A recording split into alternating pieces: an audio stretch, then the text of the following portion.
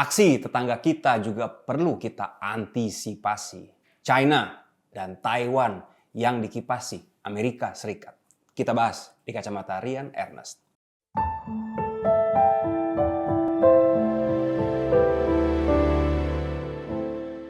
Konflik antara China dan Taiwan yang sejak dulu sudah ada kini memanas kembali.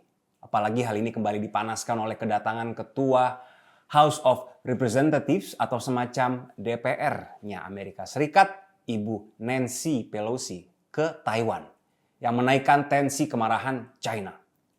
Karena kedatangan Pelosi disebut-sebut melanggar kebijakan satu China atau One China Policy.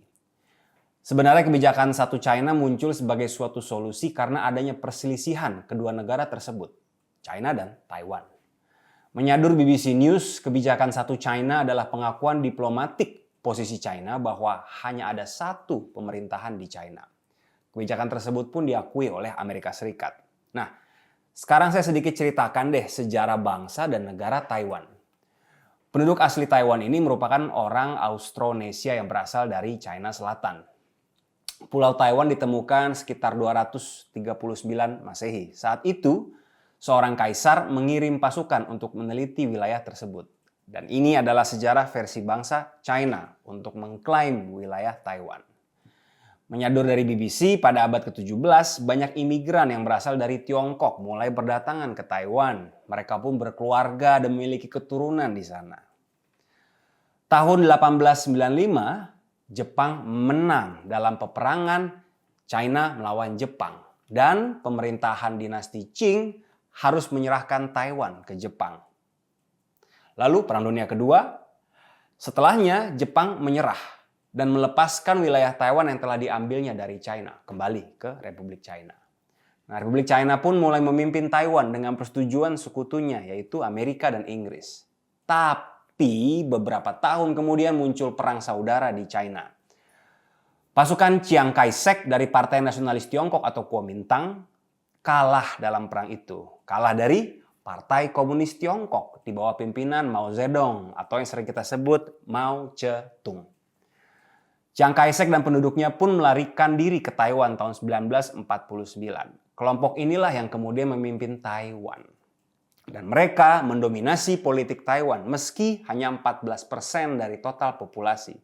Chiang Kai-shek pun memimpin selama 25 tahun berikutnya. Ada banyak gejala politik di dalam Taiwan. Banyak masyarakat yang tidak suka pemerintahan komunis dan akhirnya muncullah demokratisasi.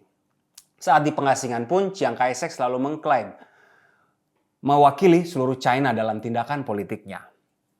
Chiang Kai-shek pun memegang kursi China di PBB dan diakui oleh negara barat sebagai satu-satunya pemerintahan China. Namun pada tahun 1970-an banyak negara yang beranggapan bahwa pemerintah di Taipei, Taiwan, tidak dapat lagi dianggap mewakili Tiongkok. Lalu di tahun 1971, PBB pun mengalihkan kepemimpinan politik China bukan lagi di Taiwan tapi digeser ke Beijing. Lalu hubungan antara China dan Taiwan pun meskipun sempat naik turun akhirnya membaik saat adanya rencana investasi di China pada tahun 1980-an. Pada tahun 1991, keduanya pun menyatakan bahwa perang saudara telah berakhir.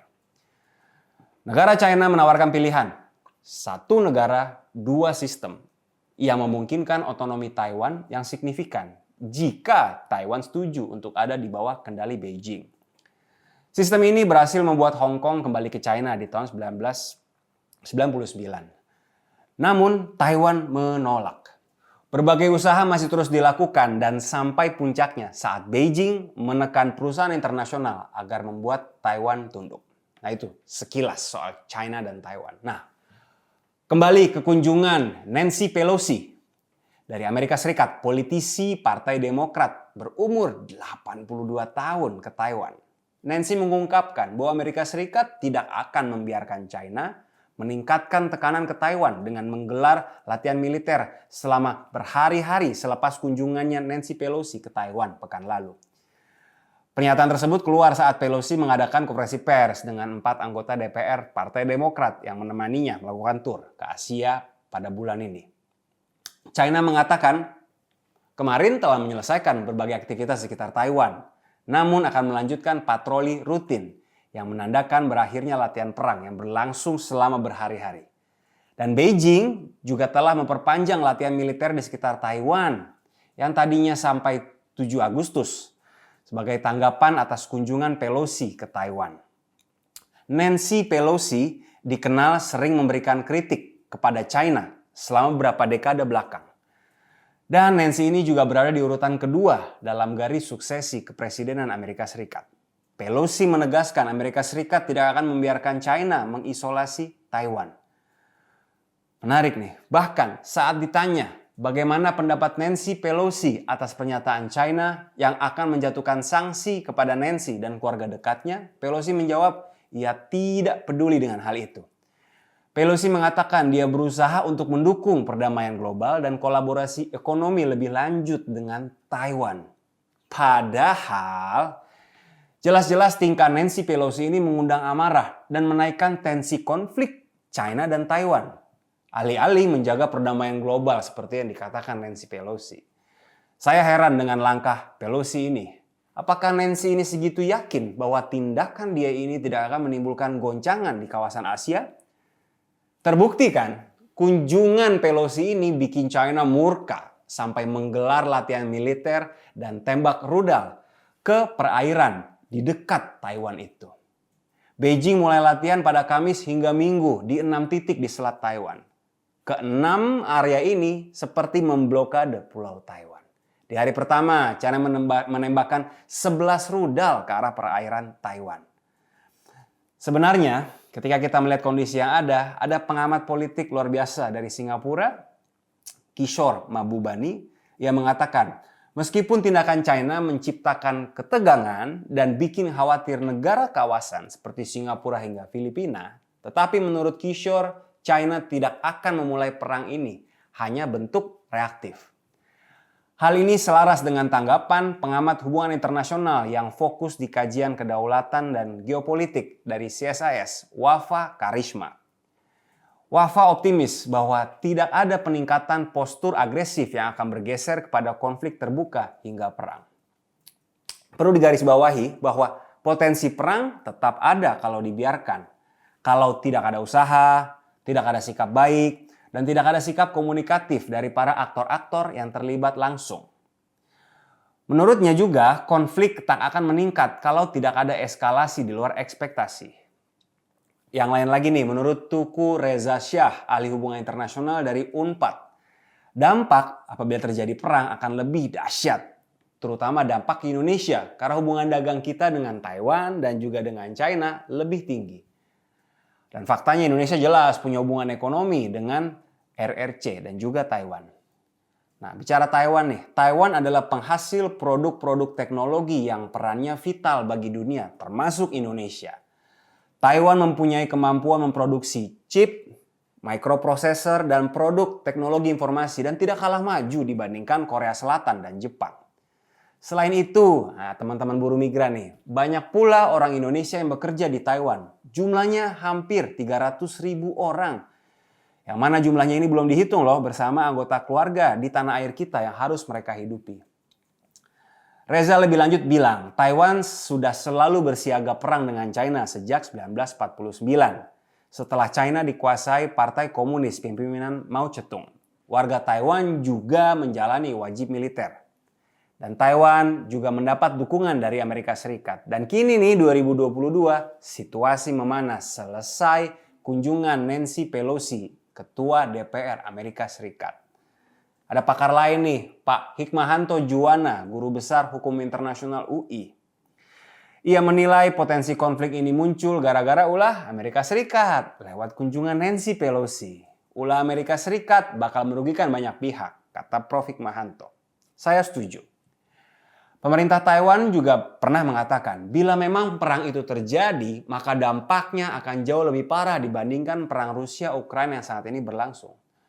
Pasalnya kedua negara ini memainkan peran yang penting dalam jalur rantai pasok dan perdagangan global, China dan Taiwan. Akan ada gangguan pada rantai pasokan internasional, gangguan pada tatanan ekonomi internasional, dan hal paling nyata adalah langkanya chip semikonduktor. Tidak main-main. 66% pendapatan dari pembuatan chip elektronik sedunia ini dihasilkan oleh Taiwan. 2/3 dunia. Kalau tiba-tiba perang, pasti suplai chip dunia akan terdampak. Harga elektronik pun pasti tambah mahal. Saya percaya bahwa banyak masalah tidak harus selesai lewat perang. Tapi dalam konteks relasi China dan Taiwan, opsi perang tentu tidak pernah dihapus. Bahkan jangan lupa, negara China sekarang sedang kuat-kuatnya secara ekonomi dan politik di internal. Hari ini, negara China adalah negara ekonomi terbesar kedua sedunia. Dan Presiden Xi Jinping sekarang ini adalah pemimpin terkuat di Tiongkok. Bahkan Presiden Xi merevisi konstitusi Partai Komunis Tiongkok dan menyertakan nama beliau dan ideologi politik beliau di konstitusi Partai Komunis Tiongkok. Itu menempatkan beliau dengan posisi setara dengan Mao Zedong. Dan secara politik bisa jadi inilah saat bagi Presiden Xi untuk tunjukkan kepada dunia bahwa negaranya adalah raksasa yang tidak bisa dipandang sebelah mata. Dan beberapa pengamat bilang perang China-Taiwan bisa jadi terjadi dalam dekade ini. Kita tidak akan pernah tahu realitanya seperti apa. Tetapi waspada juga karena kita semua berharap jangan sampai perang. Kan kita juga nggak pernah tahu apakah akhirnya kalau perang lalu China bisa juga menyelipkan agenda lain untuk memastikan penguasaannya atas wilayah laut yang sekarang bernama Laut Natuna Utara. Lihat deh di daerah Kepri. China percaya bahwa teritori laut mereka dalam sejarah versi mereka, versi 9 garis putus-putus, itu harusnya sampai ke Laut Natuna Utara. Wah, jangan sampai perang deh. Bisa runyam kita semua. Nah, terima kasih sudah menonton. Sampai jumpa di Kacamata Ren Ernest berikutnya.